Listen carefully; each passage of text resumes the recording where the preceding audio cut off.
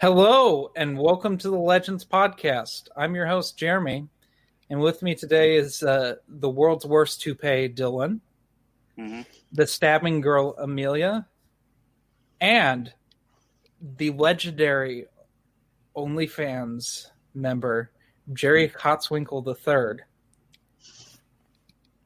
a.k.a. Noah, a.k.a. Quality Autism, a.k.a. possibly me. You'd have to check the tape, though. How are we all doing tonight? We doing Alive. good? Doing good. Yeah. Dylan, I see you still sit on the piss couch. Yep. Good old piss couch. Why is it called the piss couch? Because it's It piss looks yellow? Yeah, it looks like the urine of a very sickly man whose kidneys are failing. I do have failing kidneys, now that you mention it. Yeah, it's because you eat garbage and don't drink water. Mm-hmm. You're just Can't like, confirm. man, I just need to buy all the Armada ships. I can't afford to eat. I don't even know I if they can't still afford make clean water. I live in California. I I'm live doing in it. I live in California. I live in Southern California and I drink my recycled urine because we won't put a desalinization plant in the city. I have a Brita filter. That's like saying I have a survival straw and I drink out of the back of the toilet. California sounds like a desolate place. It's the reverse. It's just an overpopulated place. Yeah. An overpopulated place that just like can't handle literally anything. Oh, And yeah. so it has 5 million droughts a year. Yeah. It And then steals has everyone else's prisoners water. without fires. Hey, we don't talk about fires on here. That is off there. I live that. We don't talk about Too that. traumatic for you. It is actually. Makes sense. Yeah. Anyway, what's up? We got some Star Wars to talk about because I'm pissed. I'm very pissed. Well, number one, we had to do this podcast today because the person who was supposed to co-host with me on Backpedalers backed out. And I said I was going to podcast today on paper movies. So, God damn it, we're going to paper movies today. So, you all like the Dark Horse comics except for Amelia because she can't read. I expect that from right. people of Texas. We all like Star Wars comics. You all like the Epic collections? Yes. Yeah. It's like the only new Legends, and it's not new Legends that comes out on a regular basis. I appreciate it. But unfortunately, because I guess COVID happened, the re-release of Dark Empire that I was looking forward to that was supposed to happen like next week, it's not happening. I don't see how COVID would even affect that. I mean, it's not like anybody needs to go into an office to reprint stuff that's already published. Dylan's so upset he ran away. That's how He's bad like, this is. screw you. He's like, screw you, Marvel Comics, and you're lazy.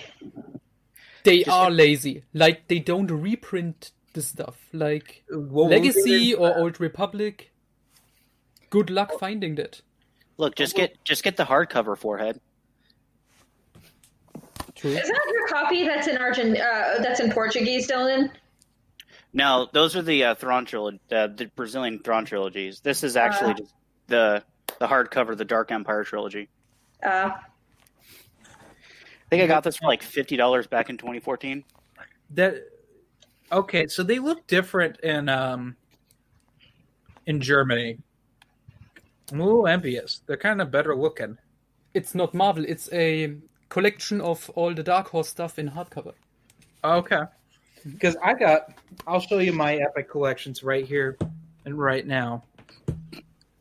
All right. So we got us the Old Republic Volume 1, which is like $100 if you're lucky. Usually $200 because they won't reprint this. Damn. Got the Old Republic Volume 2. Also expensive. Then we got the one I've been reading, which is Rise of the Sith Volume 1, which is starting to get expensive. With a goofy Yoda face. Well, yeah, that's from Jedi Council Acts of War, which is terrible art. Then we got Rise of the Sith Volume 2. Then I couldn't get The Menace Revealed Volume 1 because it's like $50 right now because they won't reprint it. Here's Volume 2. Then I don't have any of the Clone Wars stuff yet because that's kind of getting hard to get. But I have The Empire Volume 1, which is the only one they seem to keep in print on a regular basis. That's the only one I couldn't find. Really? Yes. In Germany, that's the only one out of print and not available. So, Noah, in Germany, do they publish the books in English or do they publish them in German? You can buy like exactly these epic collections in English per Amazon.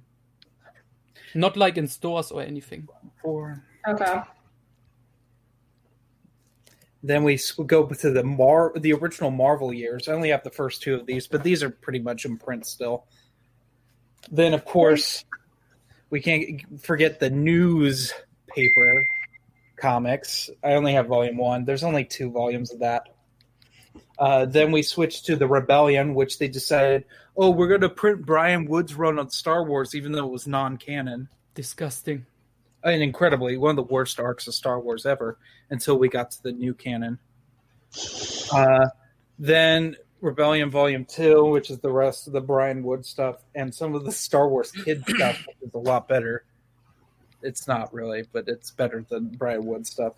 Then we get to the real good stuff, the New Republic, and I have all of these that have come out so far. So that's Volume 1, Volume 2,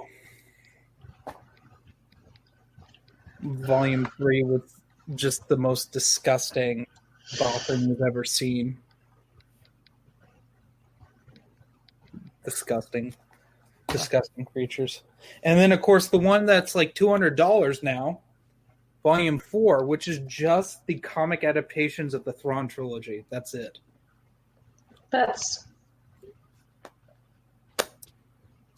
also has one of my favorite, because it's still bad, covers ever on a Dark Horse comic, where they drew Mara Jade and she looked like a Thundercat. Oh, yes. In the Last Command. Yeah. But yeah. Yeah, that's the thing I wanted to talk about is the not Dark Horse, Marvel and by extension Disney don't seem to care about the epic collections, which is ironic because I think it's some of the best stuff that Marvel's even printing right now.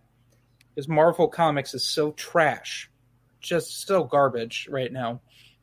But they were releasing, and they don't just do the epic collections for Star Wars. They do it for all of their stuff. There's like a bunch of Spider-Man ones, some Avengers, X-Men, Black Panther, like you name it. Like I think I have some Incredible Hulk ones from the Peter David run, but like they just don't reprint them, and I just don't understand it. It's like printing money. You don't even have to do that much. It's like you have to pay someone to write new stuff. I'm Dylan. What if they're waiting for like the comics industry to really tank, and then they'll print all the good stuff as like a last resort to keep them in business? Because if they print it now, then they'll waste that chance. I guess I don't know, but we were supposed to get New Republic Volume 5, which would have been the Dark Empire trilogy. You know what tanks the comic industry? They're not keeping their publication promises. Maybe they should stop pandering. To what? Minorities, like they did with certain movies? We haven't talked about the comic problem. What I've coined as the diversity quota. And the thing is, we need to make this clear. I think I can speak for all of us. Minorities in comics is a non-issue. But be creative and create new characters. And when you do create... No, it should be a black trans woman. When you have new characters, actually give the time to them and, make some series and write well. Instead, we got to take a known property and then change them, only to change them back because longtime fans wouldn't care to like see that. Oh, sorry. My sister sent me a TikTok. I don't appreciate this. Dylan doesn't know what a TikTok is. I do know what a TikTok is. He probably thinks it's a TikTok. He spends time on Reddit, so he knows what that is. I don't know what it is. Jeremy's wrong. They should change Thor into being a trans black woman for diversity's sake. I don't know. Like, they should do whatever. You know, Marvel's going to do what it wants to do, and its fans are just going to disappear. That's what I'm getting at. And the fans are, like, done. They want things. If you're going to change the status quo, change it for good, which they won't do. They want to have their cake and eat it too. But that's not how this works. And, like, they do this in Star Wars where they're like, oh, we introduced this character that we've said it numerous times where, for instance, Lords of the Sith introduced as the first lesbian in Star Wars. You know how long she was in there? 2 chapters. 2 seconds. There's like 2 chapters of the book. Very minor character, has nothing really to do in the plot. But equality, more representation. Amelia can't handle this. Amelia can't. I can't handle this. Dylan, just sitting on a piss couch, he could probably handle anything. He's pissed. Oh, he's pissed. He's pissed that we've guessed that he wears a toupee. Make toupees great again, dead man. Oh God, Dylan, why are you messaging me on Facebook? You'll see. Because he's your grandmother. Stop it! What did he do? Do we need to know? Do we want to know? He sent a meme at me. Remember when we first taught Dylan how to make memes? That was fun. I've known how to make memes for a while. That's a lie, and you know it. I've been making memes since high school. Was it you who taught him to make memes, or was it Chris? I didn't teach him to do that. I would never do that. I think it was Chris. Scott Johnson is advocating for you, Dylan, and I don't know why. Oh, wow. We have comments. I haven't been paying attention to them at all. I've been keeping up on them because I'm waiting for Matt to start shit posting. Honestly, I don't know why anyone would stick up for me either. This is how he guilts people. Wait, they missed Boba Fett blood ties? Scott Johnson's comment. Do you know about this? I don't know. They've missed a few things and then they put them in later. Because honestly, when they did the first New Republic Epic Collection, I would not have put Shadows of the Empire Evolutions at that time in the timeline. I would have started. I would have put it like in the middle of the X-Wing Rogue Squadron comics, because I think it happens closer to Luke Skywalker in the Shadows of Mindor than it does to Mara Jade by the Emperor's Hand.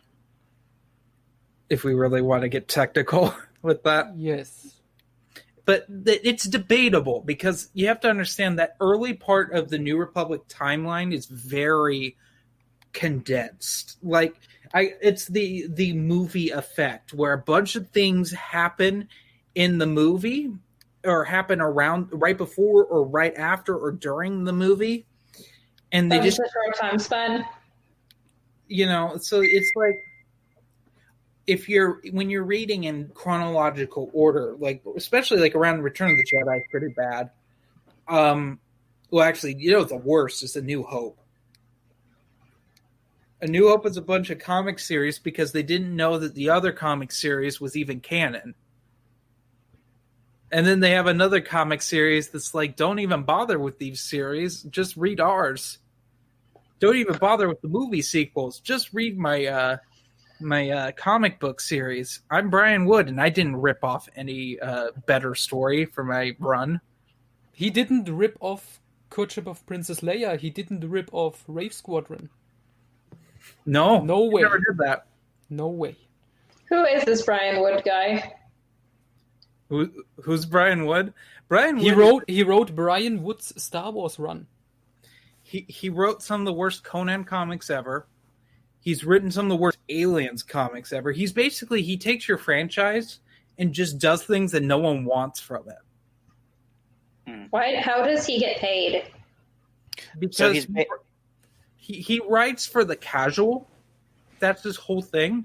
It's like, you don't have to read anything. You could just read mine. And he will just pull things from previously written stuff and just do it again. So you say he's like Dave Filoni? Oh, yeah. Yeah, it's exactly like that. Oh, yeah, I forgot that roasting Dave Filoni on your channel was also acceptable. Yeah. You should get them... just wait till you get them on like Aftermath or Wendig. Okay. So does anyone else get... Okay, this is a hot take. Does anyone else get pedo vibes from Dave Filoni? Let's not talk about this on the channel. I get furry vibes from him. We've gone here before, and I don't want to go here again. So let's not do that. But Scott Johnson brings up a good point that Mara Jade by the Emperor's Hand mostly occurs right after Return of the Jedi, and I agree. It should be, honestly, it's debatable. You should read... You can either read Mara Jade by the Emperor's Hand first, or the first Bounty Hunter Wars, the Mandalorian Armor first. They're kind of interchangeable. But Shadows of the Empire Evolution, which was what I was getting at, happens a little later. I would honestly read some of the Marvel comics, at least Marvel issue 81, which is when Boba Fett gets eaten by the second Sarlacc pit. That's the noteworthy thing of that. Spoilers, by the way. It's the only thing that really happens other than he gets amnesia and then tries to kill Han Solo again and falls in another Sarlacc pit. That's it. But he climbed out of that one too. I don't know. This is why people didn't think that the original Marvel comics were worth canonizing for a while, because they just did things like that. Not to say that Marvel Comics, the original Marvel series, is bad. It's just it ran out of steam after Return of the Jedi. Yeah, Scott. Filoni is a bit creepy. He's probably a furry. I mean, that's like at the very least creepy, if not. Brady Perkins said Brian Wood should write for the new canon. I was shocked that they didn't put his run in when they canonized Filoni's stuff. But I guess they saw the profitability of Filoni making Rebels, which is why TCW is dual canon. God, TCW. You know, I really upset some people by saying Ahsoka was a terrible character. Mm-hmm. But that's to be expected. But it's true. I hold true to that. But we all know that Ahsoka is the greatest Jedi ever. She will never die. As a Padawan too. Oh yeah, especially when she held her own against Grievous. She achieved everything Anakin and Obi-Wan and Qui-Gon and Yoda and basically every Jedi ever did as a Padawan. Is it confirmed that she's going to be in Mandalorian Season 2? I don't care. Yeah, I don't care. Mandalorian Season 1 was not that good. Another hot take. That show was such a normie show. It was fine. You know, because we lived with Rise of Skywalker, one of the most embarrassing things I've ever seen in a movie theater. Why would you do that to yourself? You're such a masochist, Jeremy. My dad paid for it. Jeremy watched The Predator twice. It doesn't matter if someone else paid for it. You're still a masochist for watching it out to begin with. That's true. I did watch The Predator twice. And literally, Quality, if you'd watched it too, you would have given the book a better review. Both Adam and Matthew both gave Predator, the Predator, the movie novelization, a better review after watching the movie. I know. I saw the stream. Oh, it was wonderful. They looked so done by the end of it. I was done before we started. I think I drank like a whole 6-pack, more than a 6-pack. I think I drank like 10 yeah, beers. You were completely drunk. It was amazing to watch. Well, okay, it wasn't as amazing as the alleged Star Wars Legends number 33. Not quite, but close. When it went 4 hours and Matthew got really drunk and fell down everywhere. That's obviously who fell down. Everybody fell down. I mean, Dylan sat on the piss couch. So you got the worst of it. Jeremy, you've managed to fall up a flight of stairs. I didn't fall up a flight of stairs. I tried to roll up a flight of stairs. How drunk were you? Oh, God. How drunk was I, Dylan? Extremely. Was it as bad as Gen Con?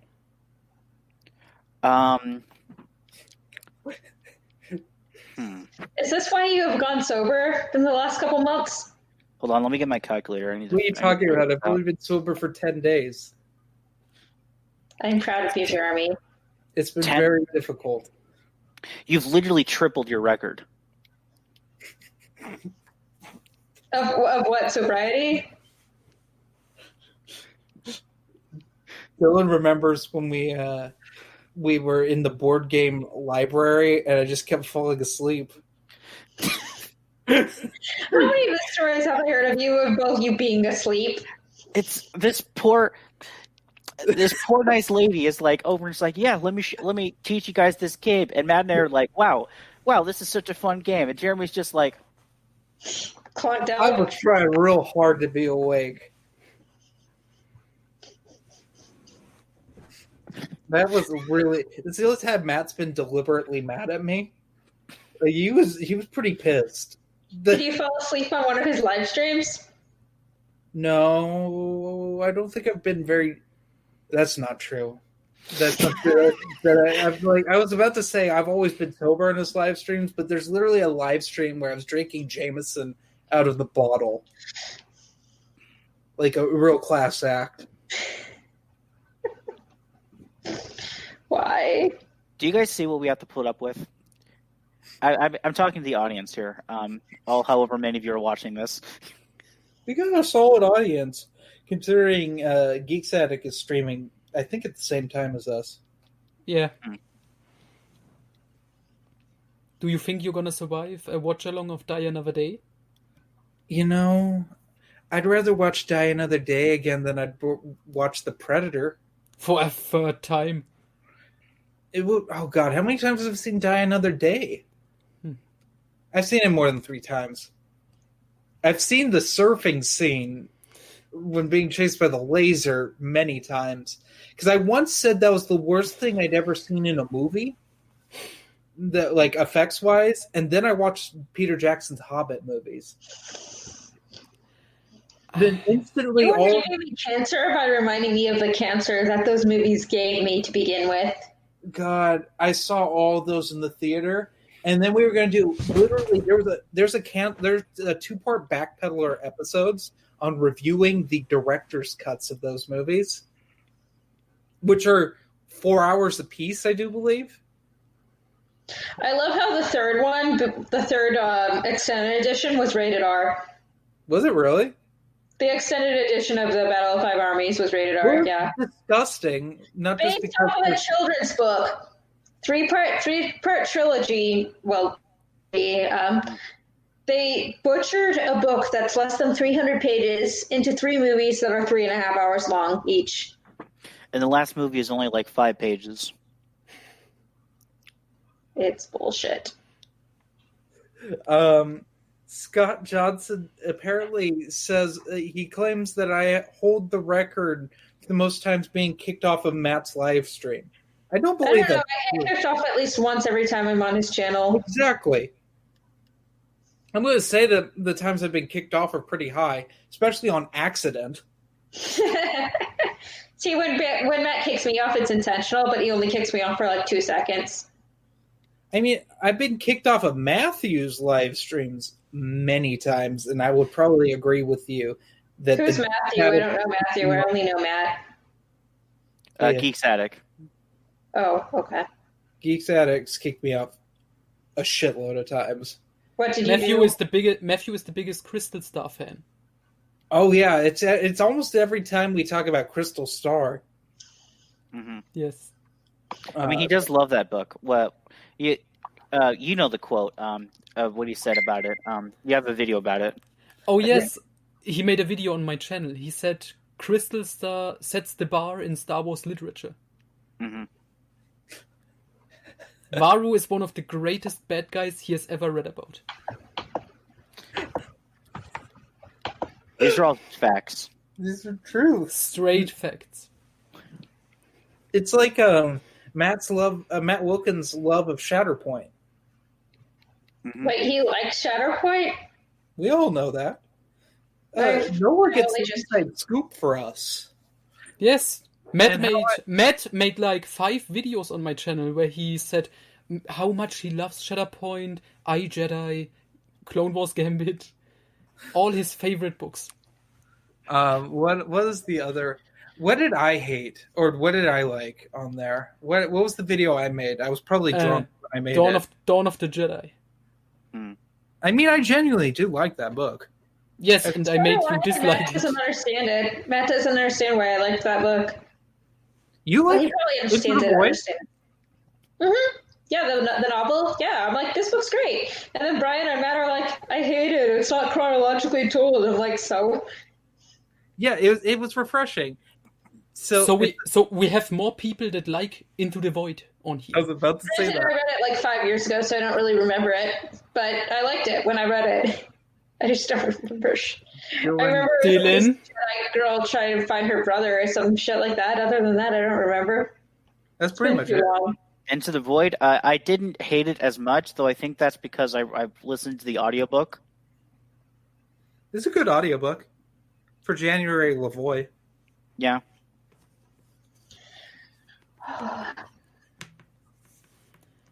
But Jeremy, Dick, Dylan. you really need to upload your Gambit reviews. I need to film it. You haven't even filmed it? No, I have a big plan for it. Okay. But like I'm very burnt out on reviews right now. That's part of my issue. I've literally filmed my A New Dawn review 7 times, and it's turned out really shitty 7 times. Oh boy. Yeah, it's bad. I've been trying to review the. Is it because the review is that bad or because the book is that bad? The review's that bad. The book's meh. In the grand scheme of new canon books, it's not that bad. And it's probably because I read it last. It was one of the last new canon books I read because I gave up on the new canon. I don't know if you knew that, Amelia. I just straight up said, after reading the Rise of Skywalker movie novelization, I said, never again. Cut this shit about. Literally, there's a scene in the Rise of Skywalker novelization where Leia starts floating from a handstand.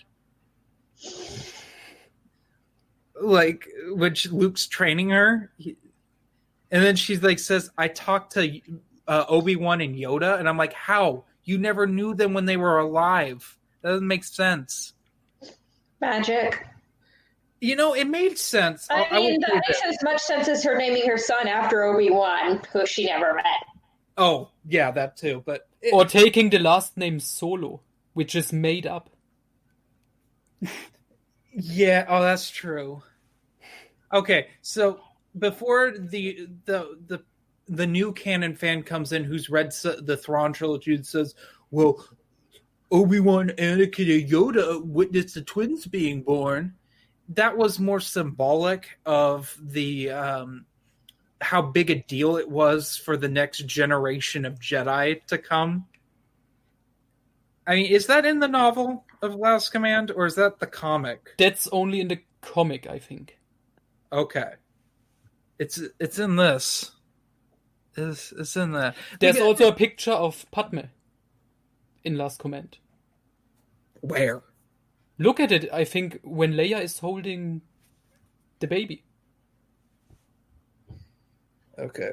I'm looking it up right now. Dylan, are you sure what they're talking about? No. At least not in the birth scene. No, it's just... No, it's later. When she's later? already... Because there's... Here, let me put me in full screen. There. There's Mount Rushmore. It's Space Mount Rushmore. Give me a panel quality. I'll look for it. Sometimes later. You can look through it right now. Oh, there's Mara as a Thundercat. Oh boy.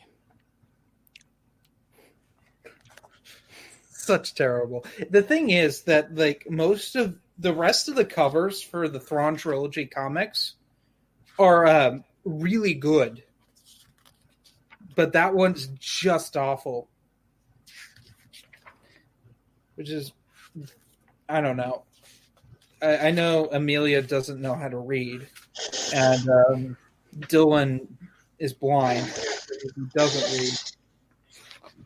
He wouldn't see a comic. But You The Last can't... Command. You're worse than Matt sometimes. Is really good. I don't know. I give up. This is terrible podcast material, Noah. I blame you. Okay, but you know what? I get my copy, I look for Yeah, it. just Like, you can't... super controversial, but somehow related to Star Wars. Then it will get interesting. What? You should have us talk about something super controversial, yet somehow related to Star Wars, and then the podcast will get interesting. Yeah, talk about your nonsense, Amelia. And see if I get banned from Tachi Station again. That was like once. Yeah, I don't know how you get banned for it. 5 years ago? That was forever ago. It was, but they couldn't ban the woman. They had to pick the white guy. But that's okay. I didn't like Tashi Station anyway. Oh, yeah. So, I'm looking for it. You can slap your meat. That's lovely. Jerry Cotswinkle III. This is part of his OnlyFans material right here. We're gonna put him. But him slapping his meat on OnlyFans? Let's see. No. Oh, hang on. Whoa, I got moment, just a moment. Almost. You motherfucker. That's a painting.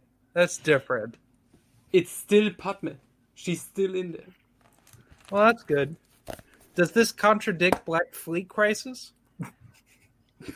No, because she was lying. Well, I know she's lying, but like, does that? I mean, like, Wait, what's the the information in knowing Black Fleet what Crisis? I can't see English. What's the information in Black Fleet Crisis again?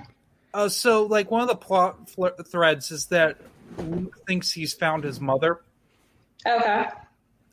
but it's not true, obviously. Okay. Right. But like, because they don't know what Luke doesn't know what his mother looked like. Mm-hmm. He's not at that point.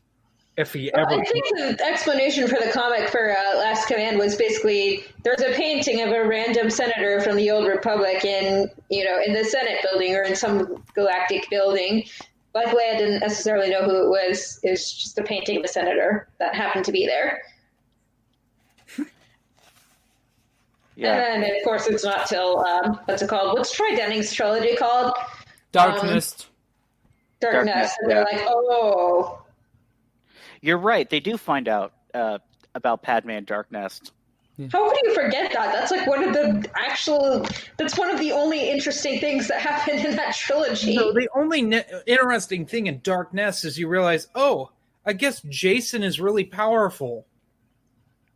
Because and the other there's three interesting things. Luke and Leia find out who their mother is. You realize Jason is powerful and borderline evil. 3, you realize how much of a pervert Troy Denning is. Yes. That's true. The infamous bug orgies. It's like his stuff in Tatooine Ghost and then like the 1 or 2 stuff he wrote for New Jedi Order were borderline, but it's like Darkness is where he really let out some of those perverted lines. I don't know. It's not as bad as in Legacy of the Force. The whole. Oh yeah, well, that was published later. It's It's Darkness where you really first see it, like, as explicit. Oh, that's what you're getting at. Okay. Yeah, he did tone it down for Fate of the Jedi a lot. There wasn't Really? nearly. I've only read. He wanted to, chapters of the first book of Fate of the Jedi, so I haven't even gotten to Troy Denning's stuff yet. but he wanted to imply that Jason and Tahiri had sex in Fate of the Jedi, like Yeah, when I she heard was his about apprentice. that. I heard about that. And Star by Star already had that stuff. I reject that, not only because it's gross of him having sex with his dead brother's ex-girlfriend. Aaron Olsen said that this didn't happen in his book. Like, they disagreed on it. It's just Denning being a pervert. Because he's a creepy sex not only pervert. because it's completely weird for him to have fucked his dead brother's ex-girlfriend, but also because I think he was still in love with Tenoka. It just doesn't make sense for him to go after another woman. Denning said it wasn't romance or anything. It was just hardcore fucking. Yeah, I still Basically, don't we have the title for this episode. I still don't feel like that's consistent with Jason's character to even have a casual affair because of how in love he was with Tenoka over the course of like 20-something years. Denning doesn't care. No, I just thought That's why it's non-canon. Tahiri was trolling the court. Tahiri was molesting Ben Skywalker. Can we forget that ever happened? No, because we bring it up on here a lot. That was like... It was freaky. Okay, let's I'm coming up with the ultimate trilogy of sex pervert authors for Star Wars to write the next series. Troy Denning is number one. Stackpole's got to be on there too. No, I wasn't gonna put Stackpole on there. I don't know. He had his bestiality stuff in Rogue Squadron. He had some risque things in the Rogue Squadron books. That's true. Oh god, so it's got to be. And like Wes Jensen, fucking boffins. Oh yeah, and Requiem for a Rogue. Okay, so we got that. We got Michael Stackpole. We got Karen Travis. Because Karen Travis isn't that explicit, is she? No, Republic Commando, Hard Contact. Oh, you feel like a 10-year-old in the Force. 000, which had to have happened a month later. Oh, you got me pregnant. See, I'll give Karen Travis that. You don't give Karen Travis anything. No. At least she only alludes to things. Yes, like in Legacy of the Force when she. I don't think she's one of the top pervert authors because Like in Legacy of the Force when she uses Darla as a self-insert to have sex with Boba Fett. Wait, that happened? What? That happens at the end of Revelations. Boba says he didn't have a woman since his wife, and Darla is like, and then. I reread Legacy of the Force like a couple years ago. I must have missed that, or It's blocked it subtle. out because it's creepy. But yeah, that's the thing. Travis is very subtle. Like, I mean, remember the gay couple that she wrote that it took a while for people to realize they were a gay couple? Oh God, we haven't talked. I think that was in one of the first episodes of Legends. We talked about that of this podcast. I mean, that's old news now. That was like 2008 and before. Yeah. Nobody, because it's like she implies they're married and you realize they're both dudes, but you don't really put two and two together. Okay, it's just two dudes. I call bullshit because Chuck Wendig said his book features the first gay characters in Star Wars. But that's not true though, because there was the lesbian in Lords of the Sith. And that was. Are you saying Chuck Wendig is lying? I say that. Do you actually dare to say Chuck? No, what he's saying is that Chuck Wendig doesn't believe women matter. Are you saying Chuck Wendig is disrespecting Karen Travis, a woman? I mean, they're both terrible to the fans. I'm sorry, small times comment. Now I know what she meant by hard contact. All right. So we got Jeremy, you're a literal Nazi for not agreeing with Karen Travis. Oh, God. Remember we were just going to talk about the Epic Collections? Well, we're done with the Epic Collections, but I'm driving off of this. All right, real talk. Weirdest romantic couples in the EU. Mara and Lando, terrible. Yes, I agree with that one. That's not the worst. Your question was weirdest. Winter and Akbar. No, that didn't happen. Walter John Williams didn't know that Winter was married with Tycho. And he tried to ship Winter and Akbar. And then he had to try to write it out. That's the thing.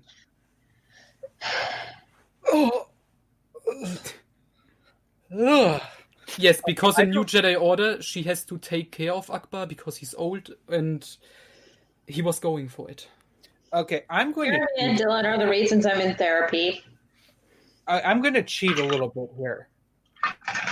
I'm going to go with what Michael Reeves was trying to do, but I think he got told not to, and so he killed both of them off at the end of Shadowhunter. Lorne Pavin and the Padawan. Wait, Lorne Pavin? Wait, no, I know his son, not Lorne. Yeah, Lorne Pavin was the father in Shadowhunter. Like 20 years older, and she's like a teenager. Also, we can't forget my personal favorite thing in that book because it's so bizarre, it's out of place. Obi-Wan has like an offhand comment because he's like in there for some reason. I'm not quite sure why Obi-Wan was even like in Shadowhunter. Because it's a tie-in to episode 1. Other than that, like it didn't make any sense. Probably to have a cameo just for the sake of having a cameo. I'll get to that in just a minute before I have to but like he's like, oh, she's pretty easy on the eyes, and I'm like, Obi-Wan, you learned the last time you got involved with someone when you were younger, and you had to choose the council over them. Like you can't do this. But this is, mind you, we all know now that he obviously had a fling every week in the Jedi Temple. We all know Obi-Wan's a player. We can't forget Taria Damson, who was dying of space shellfish poisoning in the Gambit duology. Okay, I got one. This one predates by about hold on, it was June. So that's 4 months, I believe. Yeah, 4 months. Predates Karen Traviss by 4 months. The Cessus Deception, the ARC Trooper, and the one mercenary lady that had a thing with Jango Fett before he died. And their relationship was, you look like Jango Fett. And then she gets pregnant at the end. Yeah. Does she really? Yes. Yep. Who wrote Cessus Deception? Stephen Barnes.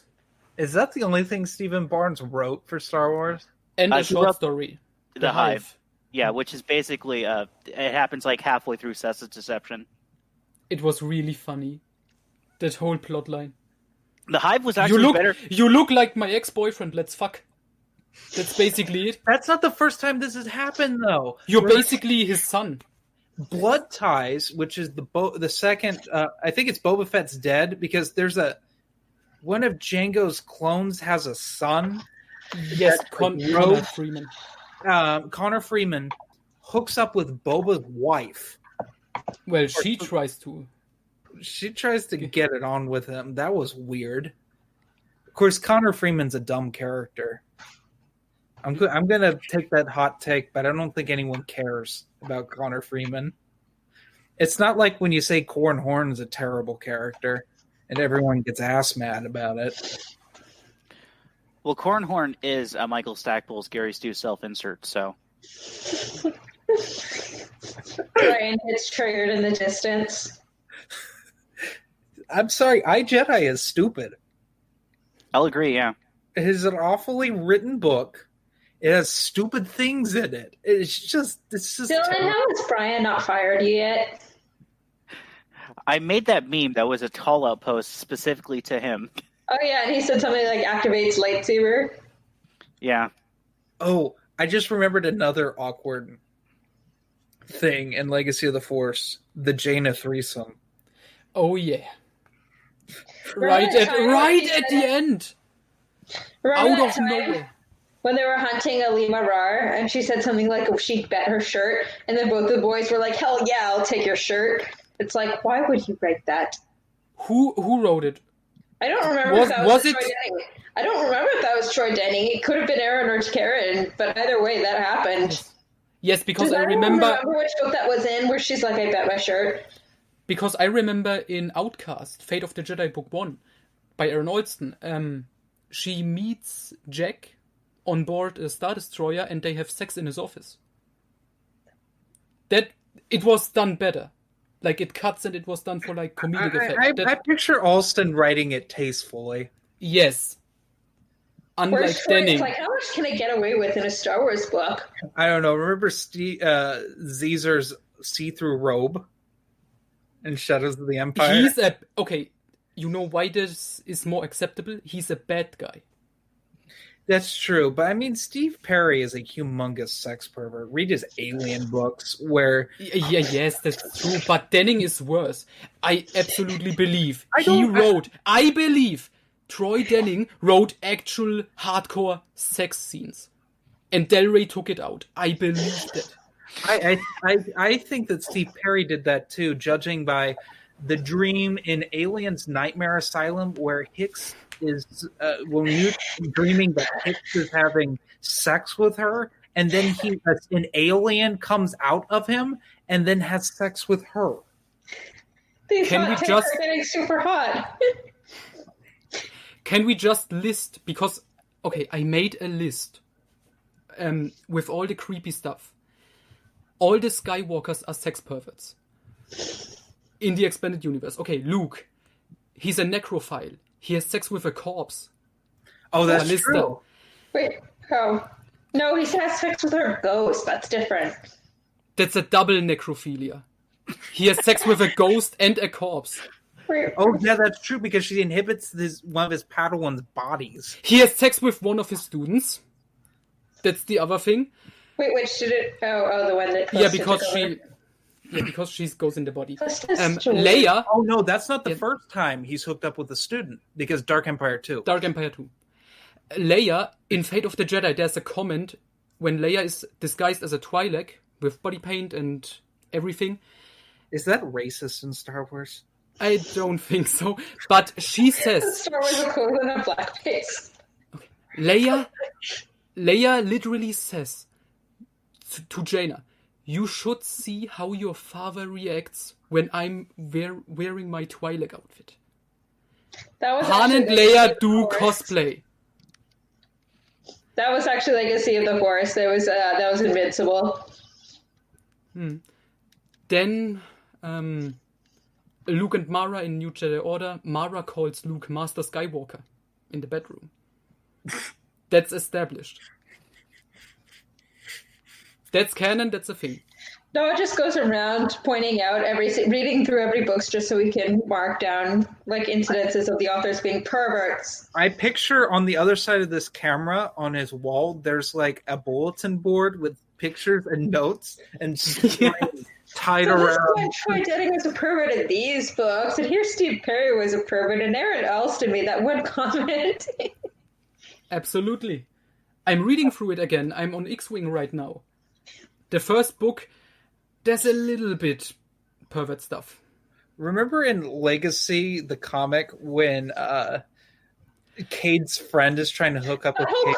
That whole comic is rated R. That's not in a very rated R, but more this stuff is above PG-13 for sure. When Cade is having that hallucination and he makes out with Mara, his great-great-great-grandmother, he doesn't make out with her. I don't remember him making out with her. No, they don't make out. I think he definitely he makes some comments that are oh, you've definitely played both sides. Being Empire. They had an interaction. Then she turned into Darth Vader and he fought her. This could just be a drunken memory of this. Yeah, I think it is. Yeah, he didn't make out with her. No, he didn't. Not make at out all. With her. That didn't happen. But what? It you didn't know what happen. I'm talking about, though, when he trips and he sees all of his. Yes, he has a wish. He has a vision of Mara, and she tells him, "Death sticks, really? Come on!" And then she turns into Vader, and then she Vader basically has calls him fucking stupid. So do all his ancestors. Yes. Is this a Mandela effect thing happening right now that I come from the universe Probably. where John Ostrander was also a gigantic pervert when it But came. do you guys remember one thing that happens in Legacy Broken? When they rescue Marcia Fell and they bring her back to Rowan Fell, the Imperials, there's a scene where Kate Skywalker leaves his friends and you can see in a panel he slept next to Sia Fell. Oh God, I His forgot cousin. about that.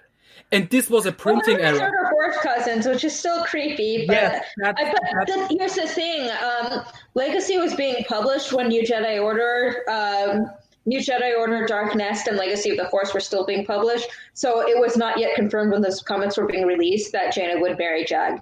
It was still it was like a printing incompleted. error, though, because I remember when this came out, that was issue 5 of Legacy. Then in issue 6, they said, "We're sorry. They're cousins. We drew we inked the wrong girl. It was an inking error." Yes, it was supposed to be Kate's girlfriend. Yes. How it's Which one? pronounced? Delilah or Delia Blue? How is it Delia. pronounced? Delia, okay. Well, he fucks like 3 different chicks. There's the Well, yeah, redheaded girl. There's the orgy on Celtron. Yeah, there's He and his Delia. buddies have an orgy on Celtron, yes. There's the redhead, there's Delia, and then there's Darth. There's Helen. Darth Helen when he's undercover. What's the redhead's name? I can't remember her name right now. Oh God, I don't remember. Which is funny because I feel like it's some sort of name that like is a real name, like in the real world. She's the one that he turns into like the female Darth Vader. Yeah, because she's like And injured the, or burned or What was that? Oh, it was in Vector. It was at the end of Vector where she I gets. don't know. She's in like a lot of the Legacy comics. I just don't remember her name. I don't know either. Okay, Kate Skywalker romances. I was waiting for when Anya Solo got involved. You know, I was waiting for when they'd actually like. Aslan Ray. That's who it was. It was Aslan Ray, Okay. the redhead. So yeah, he fucks at least 3 chicks throughout the course of the series.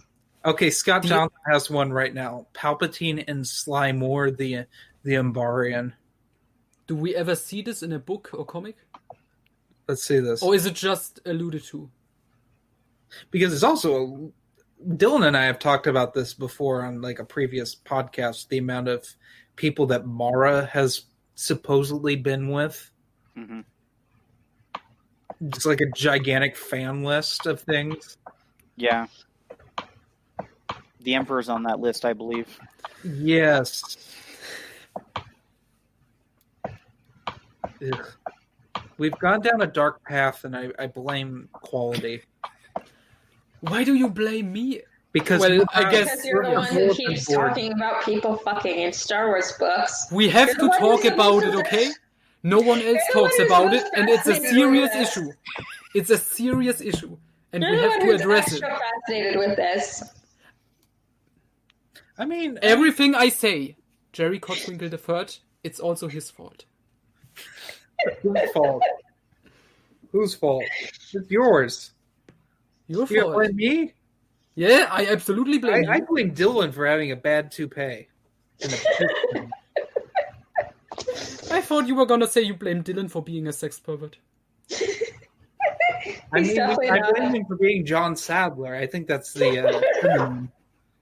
Oh my gosh. That comes up like once a year at most, and still, it doesn't get old, does it? Dylan, what's going on? Why do you have your hand up? Wait, small times comment. Shira Bree. What exactly do you mean? Bad romance? In Star Wars? I mean, we could say that Starkiller and Juno Eclipse had no chemistry. I could argue that. This reminds me of something. Shira Bree, Lumaya in Legacy of the Force. There was one joke that legitimately made me laugh. And I don't know if it's because it's good or because it's so fucking terrible. When Luke and Mara investigate and they find her apartment, Mara is like, yeah, I'm not gonna let you search your ex-girlfriend's bedroom. And Luke is like, yeah, I saw everything in there before. I forgot they were a thing. That was in the Marvel comics, right? Yes. and then she becomes Lamaya. When was that in the Marvel comic? I think pretty late. Yeah, I don't think I've gotten that far. I'm just gonna say post issue 50 probably. Oh yeah, I'm past that. Like way Probably in post the it. 60s, because she's gone for a while, and then she becomes back as Lamaya. And I've read the Lamaya stuff when Luke and her duel, and he has to use the Shoto blade because he's getting wrecked.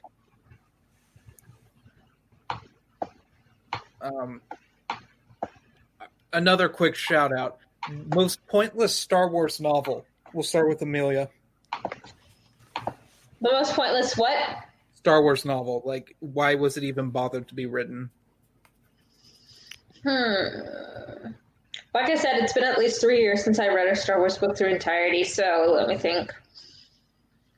Do you want me to give you a minute and go to someone else? I rage quit on Shatterpoint because it was boring. But I mean, like, pointless. Like, it doesn't really tie to anything, and you're just like, when you were done, you're like, why? Yeah, I can't really specifically remember. I mean, I'm sure there's a couple of the new Jedi Order books that could have been condensed or just wiped. Quality, I know what yours is because I think it's the same as mine. You think? I may Gambit. surprise you. I wanted to say it, but you say pointless in the sense, why is it even released? Gambit I can see being a Clone Wars cash grab. Oh, fair enough. Yeah. I wanted to say Galaxies, Runes of Dantooine, but that's a video game tie-in, and you could say maybe that this was... Nah. So I'm gonna go with, even though I somewhat enjoyed it, Razor's Edge. I would argue that that's set up to be Leia being a protagonist in a book. Yes, but it is a pointless story. Actually, Completely, with no connections to anything. Amelia. That actually reminded me, Fatal Alliances was terribly written, and it didn't really tie in well to the Star Wars The Old Republic from my memory. Yeah, that's bad. I don't like Sean Williams as an author anyway, so like I read both of the Force Unleashed books he wrote, and I'm like, these aren't well written. It's like he didn't really adapt the video game well. So yeah, when he wrote I read Fatal Alliances years ago, and it just wasn't that good. And it didn't tie into Old Republic well. Jedi. We already know what happened at the Academy. We don't need Corn's take on what happened at the Academy. Okay. Wait. I maybe have one. If we're gonna say, why was it released? It has no connections. A good book. Scourge. Oh, no, Scourge Which was is pretty... tie-in what was the Wizards of the Coast. Yes, but think like generally, like with Galaxy's Runes of Dantooine, you can say video game tie-in, okay, that makes enough sense. Razor's Edge and Honor Among Thieves, let's bring in new people into the EU because everyone loves the Rebellion era. But Scourge, I don't think that really appeals to anyone. Like, I don't think the RPG crowd is like big enough. Yes, yeah, okay. I have three. I have three that are tied equally. Red Harvest. Red Harvest has no point. It isn't tied into anything. We need a Star Wars book that has zombies. Zombies were so popular in 2012. That's one. Scoundrels. That has no purpose at all. Except for Zahn shitting on AC Crispin's work. Zahn's shitting on his own work, too. We can't forget that. He shit on himself before he started shitting on others. Randy Perkins says a Star Wars book that's irrelevant and holds no relevance to the rest of the Star Wars universe is the new canon. Yeah, well, that's obvious. And the third is Survivor's Quest. Which one was that? Was that last of his New Republic books? Yes, but you could argue it's a duology with Outbound Flight because it ends certain plot threads. Yeah, it does that, and it also serves as the only time we see Luke and Mara married before she gets space cancer. Yeah, before she gets space cancer, we actually get that story. It's also before the Vong War. Yes. I was going to go there because we weren't satisfied with Union, the most worthless comic of all time, with the worst artwork.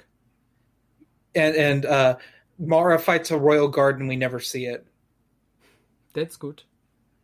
I was like, being a fan of Crimson Empire, I was like, I want to see Mara fight a royal guard.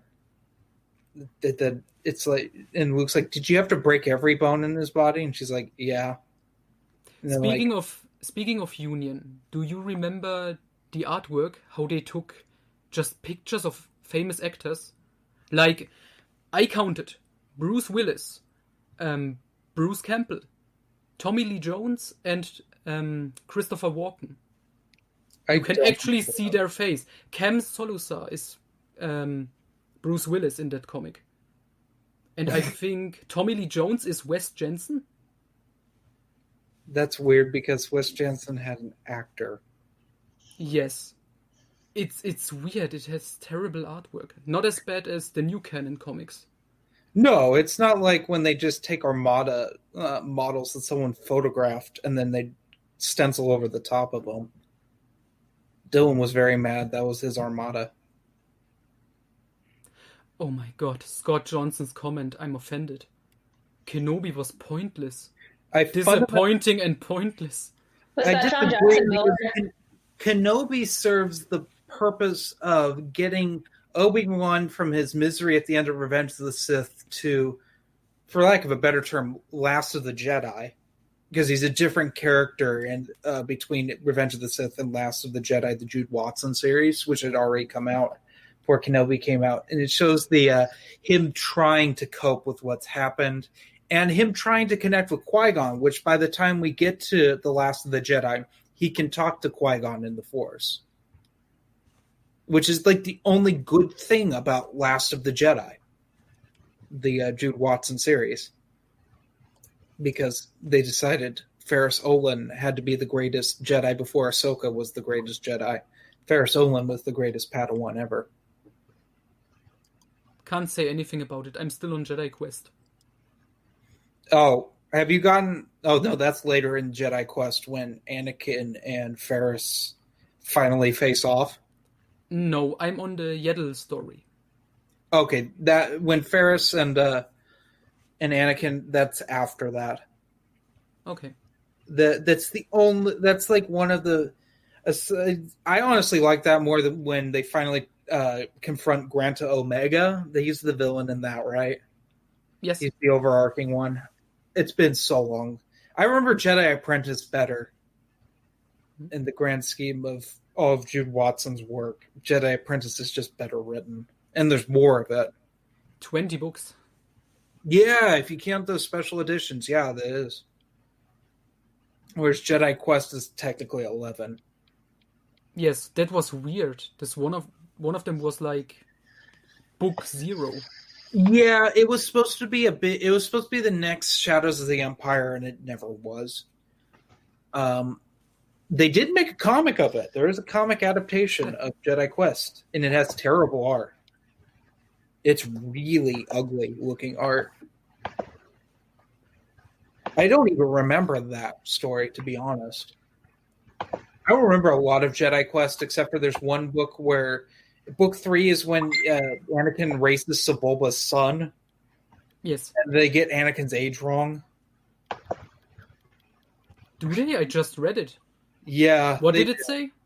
They say he's like a year younger than he is. Oh. Because there's like this thing in the Phantom Menace, there's a continuity error they've kind of glanced over, like retcon, that Anakin, some stories say that Anakin's 9 in the Phantom Menace and some say that he's 10. And I think the overarching thing is they've decided that he turned 10 on the way to Coruscant. So he left his mom right before his birthday. That totally makes sense. What a jerk. Yeah, I don't know. I mean, for his birthday, he got to be away from sand. He had a party with Obi-Wan and Qui-Gon in the spaceship. He got to ogle Padme the Cougar. Oh, Jar Jar was there too. I mean, a woman's not a cougar unless she's old enough to be the guy's mother. Fair enough.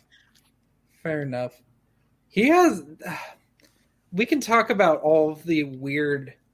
There's weird Anakin Padme stuff in Phantom Menace. Yes, because he's like 10, but he looks like 5, and she's 14, but looks like 20.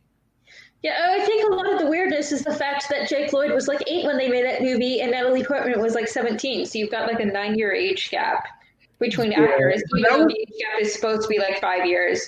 That just made it really uncomfortable. It would be fine if it was like if they were like 20 and 27 or something like that. But that young, it's very obvious. My thing was in the Terry Brooks novel, he says some things like throwing some player moves at her. Oh god, the scene when and it's even worse dialogue. Yeah, I'm gonna marry you one day. He says something like, "Oh yeah." It's on Tatooine where they talk about that. Yes. I wonder if that was George Lucas's original dialogue and he just passed it along to Terry Brooks. It better should be. Terry Brooks is a good writer. So I don't believe he would do this. I would defend Terry Brooks. He does change dialogue, and he makes it flow better in many parts in Phantom Menace. But yeah, I wonder if that's what like the script George Lucas handed him. Like, I wonder if that was like originally what George Lucas wrote, and Terry Brooks was like, "Well, Terry Brooks that's not subtle enough." Terry Brooks said that he and George worked really hard together on the novel because, like, George gave him the Darth Bane stuff because there's talking of Darth Bane. Mm-hmm. That I think that's technically the first mention of Darth Bane is in Terry Brooks's novel. Like we're talking publication. It's before the Kevin J. Anderson story and Jedi vs. Sith, the comic. Speaking of comics that have terrible art, Dark Horse just had trash art most of the time, but really good looking covers, like in the early days. Jedi vs. Sith, the artwork was so. Jedi vs. Sith is a pile of shit. It didn't fit with the story. It was this brutal story and this kid-friendly artwork. It was like Happy Tree Friends or something. It was. It's the Happy Tree Friends of the EU. Amelia doesn't even know what that is. I've not even heard that. It's like this adorable little kitty drawings, and one of them get like his arm chopped off. It's like, whoa. No, his arm isn't chopped off. It's like Zana explodes it up with her mind. Right. That's better. Oh, that's true, yeah. And then he gushes blood everywhere. Is it his arm or is it his leg? No, it's like his arm. And then Bane's like, "Why'd you do that?" And he's like, I thought it would be better than killing him. What's Bane's let's call her girlfriend. What's her name? Githany, right. When she like as a skeleton comes back. Oh yeah. Yeah, because that's not in Path of Destruction. Yeah, she's like, Bane, I survived, and then she turns into dust. Yes. It's so stupid. Basically, Drew Karpyshyn looked at Jedi vs. Sith and is like, well, there's some salvageable things from this. Oh, this thing with Githany, that's stupid. I'm not going to have it in there. Oh, when what is Zana's like stupid name that her cousins call her? Rain. She's Rain. Tomcat is the one she blows the arm off of, and Bug was the one that died because Tomcat like cut him in half. I'm remembering this, and she blows up Tomcat's arm. Yeah, and then like they walk away, but at the end of Path of Destruction, she just horribly murders a bunch of Republic soldiers. And Bane finds her, and they walk away together. Mm-hmm. Yes. Well, they shot her bouncing ball friend. Yes, that's right. Which, I mean, that also happens in Jedi vs. Sith, and she kills them. But it happens earlier in Jedi vs. Sith. We're talking about like when continuity. I think this is the first time continuity really got wrecked. After like the Bantam era, but I would say it was for the better. Yeah, since the thing with Jedi vs. Sith is one of the least printed Star Wars comics made by Dark Horse. In fact, to my knowledge, it's only been printed twice, collected. Printed initially in paperback, and when they did this beautiful series of hardcovers. I think they were only in America. It was called the 30th Anniversary Collection, and that was one of them. They collected the Frida Nat Uprising. That was the first one, which is a weird thing to randomly collect. They collected Jedi vs. Sith. Then they collected Django and Zam Wesell, those like one-shots into a hardcover.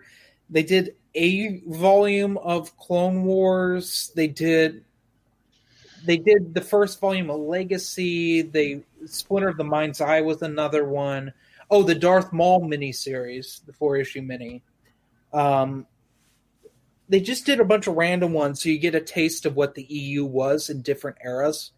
I think Union was another one they did. And possibly Boba Fett, Death, Lies, and Treachery, which is a couple Boba Fett one-shots. Amelia's falling asleep. She's like, I don't read. I just make stabbing memes and get Jeremy in trouble. Rob D's comment, Bane of the Sith, Jedi vs. Sith, and Darth Bane, Path of Destruction all contradict each other. Yes, they do.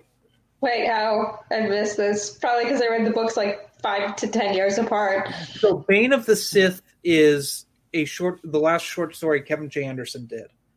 And it was for the Star Wars Gamer. And in it, it talks about Bane being like haunted by a bunch of things, which is kind of talked about in Rule of Two for a very short period of time.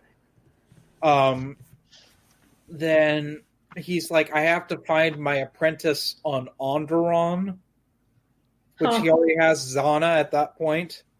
Mm-hmm. He basically says, Zana, find your way off of this planet and meet me on Onderon.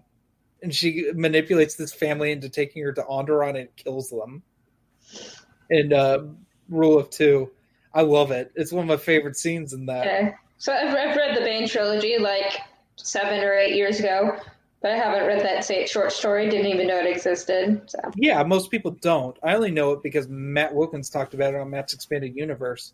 And I thought that was weird of why Kevin J. Anderson would even write a short story at that point in the Old Republic. Because Dylan, you might know this, how many years after Tales of the Jedi Redemption does Path of Destruction take place? Path of Destruction? It's a few hundred years, isn't it? It's a few thousand years. Isn't it like Path of Destruction is like about like 1,000 BBY, and Tales of the Jedi Redemption, that happens a few hundred years before. Yeah, that happens a few hundred years before KOTOR. Okay. And yeah, it was just weird. It was a weird story for Kevin J. Anderson to write anyway. But I was trying to... Oh yeah, Zana has a weird relationship in Rule of Two. Right, and there's a line that is really uncomfortable. Like, she is like 18 or something, and she has an affair with this Twilight guy, and she mentions Darth Bane, and she never, he never had that interest in her. Yeah, well, we pretty much got a scene where she loses her virginity in this book. Yeah. Well, I always thought of her as just like, she just did it to be evil, because she horribly murders all of them. Yes. She doesn't kill them. She just leaves them to their plot that's going to get them all killed. I thought she made someone bleed out their eyes. Yes, but not that guy and his friends. Does she make the random chiss that's there for no reason? That's the only dumb thing in Rule of Two. Bleed out her eyes. Is it the chiss that she does that to? I don't remember. Yeah, you don't even remember there was a chiss, do you, Dylan? Yeah. Because I remember reading that and I was like, why is there a chiss? Why are there Chiss wandering around? Does this makes Thrawn like not special at all? There's also a Chiss in more Lockdown. Yeah, there's also a Vong in Maul Lockdown that doesn't. But at least they don't know what the Vong is. It's just something that they captured that's really good at killing things. That's all they know. Unlike the Chiss guy, which that was like the worst twist in more Lockdown. That was the one part in the book I really didn't like. Maul Lockdown has some stupid things in it. I like it overall, but there's like he rips the Wampa's heart out. That's goofy. And there's one thing, I don't know if you know about this. More Lockdown, the entire premise is a contradiction. Mm-hmm. Because the story is, Maul is sent to this arms dealer. He's supposed to get this bomb. And this bomb gets used in Darth Plagueis in an assassination on Plagueis himself.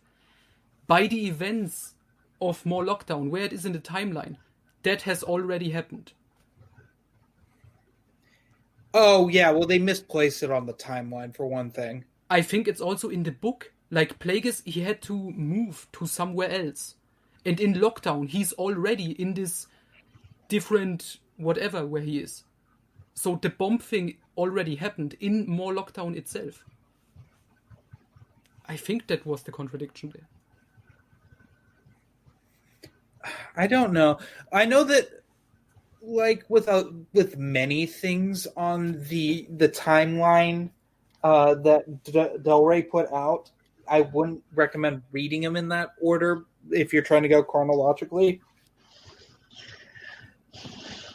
Nope. I don't know. I don't remember it doing that though. And I read Plagueis Lockdown almost back to back novels. Yeah. Because I read it recently, I read Lockdown twice, and I noticed something is off here. Like something is just wrong. Well, it's pretty much a pointless story except for to explain how Sidious knows about Kamari Vosa and the Bando Gora before Dooku's his apprentice. And to show off some awesome Maul action. Yeah, and specifically Maul dueling Kamari Vosa, which is very much hardcore fan service right there. Because let's be honest, how many times does Kamari Vosa show up in the EU? Like twice, if we're not counting the Bounty Hunter video game, because that's technically secondary canon. Although the events of what happened in it did happen-ish. She shows up she's referenced in Plagueis. She doesn't show up in Plagueis, but she's there because they talk about Dooku throughout Plagueis' book, because Plagueis is like scouting Dooku out as an apprentice to replace Palpatine, perhaps. And Palpatine's also scouting him out to be his replacement for Maul. They talk about how Dooku's apprentices in his eyes had failed. They reference both Qui-Gon and Kamari Vosa in that, because Kamari... it would have been interesting. I will say this. It would have been an interesting story to have a Dooku and Kamari Vosa when they're both still Jedi. That would have been interesting to see. Because we don't get that. We don't even really get Dooku and Qui-Gon together as Jedi much. Which is a shame. I bet Jude Watson could have written something great about it. Well, she did. She wrote a little bit. Yes, in Legacy and the Jedi and Secrets of the Jedi. Specifically, I think it's Legacy of the Jedi. Young Qui-Gon and Dooku are training together a little bit in that. And trying to think. We see a young Qui-Gon in Plagueis. Yeah. But it's not a very much younger Qui-Gon. I think he had already had Xanatos as his apprentice. Yes. Yeah, I think so. He either already had him, or like it was the tail end of Xanatos's. I don't think when we first see him, because Plagueis takes place over like 80 years or something like that. After Xanatos, because I just read Jedi: The Dark Side, so I know how that ended. It's in that era where Qui-Gon's miserable, and travels around. And that was supposed to be a whole series, I think.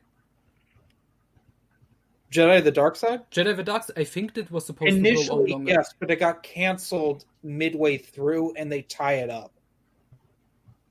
Yes. Yeah, because the whole... They set it up so Qui-Gon thinks that Xanatos is dead. Spoilers. I just read this. This is the last Star Wars thing I read. Let's cycle into what we're reading, then. In the most rambly podcast. We didn't have a plan. Do you want me to just quit if it's not Star Wars? Oh, yeah, we can talk about some other things if you want. That's what Matt Like I does. said, I haven't read Star Wars in like 3 years. But let's start with some Star Wars. Dylan. I'm still on the Paradise Snare. I'm about Oh, you're further in, though. that much through it. Not that much. Yeah. Yeah, he's still on, Elysia. That's the planet. Okay. And he's got his furry friend now. Oh, yeah, the pre-Chewbacca. Like Yeah. a friend who has fur or a friend who is a furry? A friend that has fur. That isn't Chewbacca. Mm-hmm. Quality. Right now, Jedi Quest 3 in 1. Okay. Which one specifically are you on? The one with Yaddle is number 7, The Shadow Trap. Okay. Are you liking it? Oh yeah, I like it so far. I'm also reading the X-Wing books again. I'm on Wedge's Gamble right now. And non-Star Wars, I'm reading Kari Mora by Thomas Harris. Okay. Of the creator of Hannibal Lecter. Okay. That's why I knew. All right. Amelia. I am still reading Trials of Apollo, so I am on book 4. I think book 5 is coming out next month, so I'm just about done with this. I've got like 150 pages more or so, but I've been kind of taking it slow because I have ADHD and it's not the highest priority in life right now. But yeah, so I've been reading the series for like probably since either the beginning of the year or about since spring. So I reread Percy Jackson's, reread Heroes of Olympus, and then started this for the first time. And then the final book comes out next month. So All right. that's my life. I'm boring. So I finished Raiders of the Lost Ark for paper movies. Speaking of weird sex pervert things and that, apparently when Indy was 28, he had an affair with Marion Ravenwood, and she was... Oh, that's implied in the movie. But they don't imply that she was like a child. They do. She says that. She yells it at him at some point in the movie. Well, I always interpreted it as she was like barely an adult. Like she was like 18 and like acted like a child still. But thanks, George. What does the book tell you? In the book, it really says it their age. 28 and 14, 15. It was gross. It's the only thing well, actually, that's not true. Illegal. And Indy is thinking, oh, she's a woman now. Yeah, a lot. It's the most creepy stuff ever. Who the fuck wrote that book? Campbell Black. Otherwise, it's a solid book.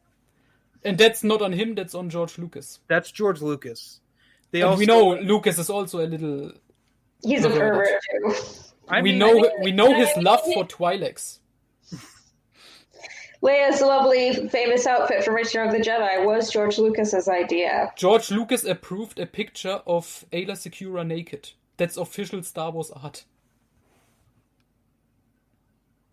Remember when she and Kit Fisto had a thing in a Tales comic? No. I try not to. All these Jeremy and tentacles. Noah just look for the most perverted things in the Star Wars universe and they're like, ooh, let's Yes. mark this down. Let's add this to our list. Yes, I'm an aficionado, okay? And I just... On Star Wars Perversion. That's my new YouTube channel. Star Wars Perversion. I just... Alright. You broke Jeremy. I just came up with what we're going to call this episode. Star Wars Perversion. I can't wait till you make a video of your timeline, which it's just the Star Wars universe timeline, but instead of events, it's just every sex reference. Yes. Dawn of the Jedi, 26,000 years ago, mentions hookers. Mentions, that's all that stuff. Mentions prostitutes. We're talking about a universe where jazz is referred to as jizz, and the clarinet's the jizz stick. Is that worth pointing out for And sex they're- pervert stuff? And they're jizz whalers. It's even worse because in the Young Jedi Knights, in like the last arc, they go to like a cantina, and there's like Bith playing, and they literally call it, they're playing jizz or something like that. Little kids and lots of jizz. No, we're not gonna watch this now. No, your perverts will get drastically more interesting if you include Filoni's The Clone Wars. Oh, I just remembered Crystal Star. It has a reference. Han is thinking about the time he and Leia had sex in front of the fireplace. That's mild. I have all of this here. It's all here. It's, I don't know, that's kind of mild. it stands out every time. It's always so out of You place. find that way more interesting than everything else in the Star Wars universe, just like Troy Denning. He is Troy Denning. Don't compare me to Troy Edgelord Denning. Don't you dare fucking compare me to Troy Denning. You have to understand your enemy. You have to. Therefore, you're a pervert too. No, So we'll but I understand it. They know your enemy. So, oh god, remember when the woman in Kenobi wants Obi-Wan's nuts? And then he's Yes. like, "My God, she wants my nuts." Just like What are we going to do? Like what's her face from Jedi Apprentice and what's her face from the Clone Wars did. He love mentions the two of them too. Oh, He hi, does. Holocron Ramen. You mean Siri Tachi and Satine? Yes, because Taria Damson is not mentioned because I guess she didn't matter because she was dying of shellfish poisoning. She was just a fuck buddy, basically. Oh yeah, no, yeah. That's basically set in the books. And that he was embarrassed by her affection to him. And Anakin, Oh, Rob remember D. when Anakin's like justifying his marriage to Padme because Keanu Moody has multiple wives in No Prisoners? Hmm. He's like, there's gotta be a loophole that I can bone you and get away with it. Holocron Keeper Evan just came in for all the perverted stuff. Mhm. Welcome. This is facts. Rob D, is that true? It wouldn't surprise me. It's Okay. been like a decade since I read I it. highly doubt it. It sounds accurate. It sounds accurate. I mean, do Jaina remember- does have orgies in Darkness with the bugs. I do remember in Star by Star when they were initially captured and that they had all been like stripped of their clothing when they were under the initial torture scenes. So they were everyone on the strike team was naked for most of that until There is fan fiction Troy about it. I Denning, know you it because I wrote. kids who are 15 and under. Noah, Yes. this is who wrote Star by Star? Troy Troy Denning. Denning. Troy Denning was channeling Ian Fleming in Casino Royale with the what was the thing he used? It was the carpet whacker On the balls. on the balls. One of the most heinous things I've ever read in a book that wasn't written by Stephen King. Stephen King's sex stuff is way more uncomfortable. I don't. Have you read some Clive Barker? Not That- yet. The epitome of nast. Thank you, Evan. Jedi can bone, they just can't be in relationships. yeah, in one of the Karen Miller books, when like the clones are talking to like Ahsoka, and she's like, she says we're not celibate, we just can't like marry or something until like that. Ahsoka says it in No Prisoners. No prisoners. Okay, Yes, Ahsoka says it to, I think, it's like Rex. Callista? Or No, it's Rex. Is it Rex? Rex and Yeah, the it's- new clones. Yeah, it's the clones because they're like curious about Jedi, and they're like, oh, we can't. So Yeah, they asked the 13-year-old. That makes perfect sense. yeah. Well, yeah, because it makes sense later when she meets Callistia and Callistia's husband, and is Oh, yeah. horrified And she they're gonna turn into sees- Sith. And she sees him touching Callista's ass, and she's like, "Whoa, Yeah, he gets a whole handful on her. yes." Actually, And now that you mention it, and like Ahsoka's immediate reaction, Amelia, is like, "Oh God, they're going to turn into Sith." like See- I don't know how to do this. It's Meanwhile, like that Angel's line, don't have sex because you'll get pregnant and die. The Jedi equivalent is like, don't have sex because you'll turn into a Sith and die. well, the whole setup, the irony of the setup for No Prisoners is that Anakin wants to be with Padme, so he sends Ahsoka and Rex away so he can do it. He sends them to go be with Pelion. And Pelion tells her, "Yeah, put on more clothes. Yeah. You don't run Was that around Karen Miller or half was that naked Karen on my Travis? ship." 'Cause I know Travis. Karen Travis. It's written between Karen Miller's Wild Space and her Gambit duology, but they're all Okay. essentially one series. and you see that right there is why Pelion is the greatest character in the entire expanded universe because even he saw through Ahsoka and was like, "Nah, you put it." He is the only one who was man enough to actually talk down to Ahsoka. Yeah, she Yeah. literally says, "On my frigate, you dress professionally," That's why Pelion Yes, is I the remember boss. that line. and it's also my favorite characterization of Pelion is in that because he's also having that affair with this spy, and he's like so embarrassed that they have to go rescue her because Isn't her son introduced to New Jedi Order and killed off subsequently? They have a son together who's introduced to Yes, New Jedi yes, Order. yes. He's at the end of New Jedi Order. He gets mentioned and dies, I know that, and he has another bastard child with some other woman. Oh, speaking of worst Star Wars EU ships, Tahiri and Pelion. Some really? What? What? No, I'm not going to Actually happened. I disagree. think it was like a That- seduction thing. that's fanfic trash. That didn't actually happen. So the I Karen Travis refuse book. to believe. No, Not doesn't even- she like try to seduce him or something before she kills him, or at least like say something flirtatious? It's been too long. I'm sorry. I'm stuck on No Prisoners with the world's laziest planet when they decide Afghanistan was a planet, and to the point where in the audio book, all of the characters that are holding Pelion's girlfriend all have Middle Eastern accents. It's so bad. And then like Rex and the clones use tactics that the U.S. Army did in the current war to like rescue her because Karen Travis was a war correspondent before she was an author. Awful.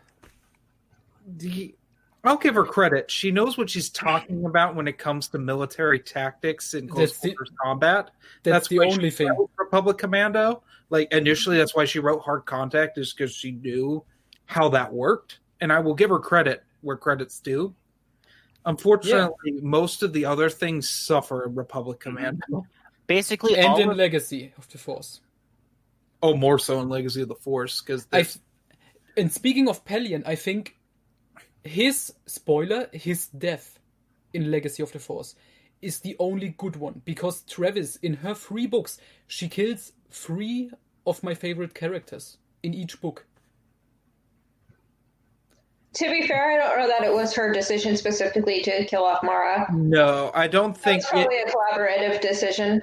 that's a Del Rey that came from because Troy Denning hated that he had to kill who he had to kill off. Like he's gone and he said in interviews that was not his call to kill like Anakin.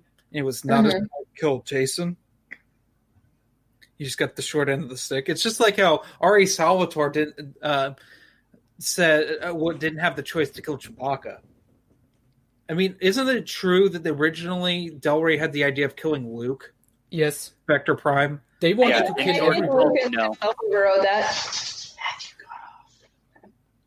Okay, I need to head out, actually. Well, yeah, we'll wrap up. Anyway, Okay, I actually need to pick somebody up from work. So, all right. It was good doing an Emergency Legends podcast. Thank you, everyone, for joining Star me. Wars perversion. I'll see Star you Wars losers later. Later. For another round of Star Wars perversion next time. Adios.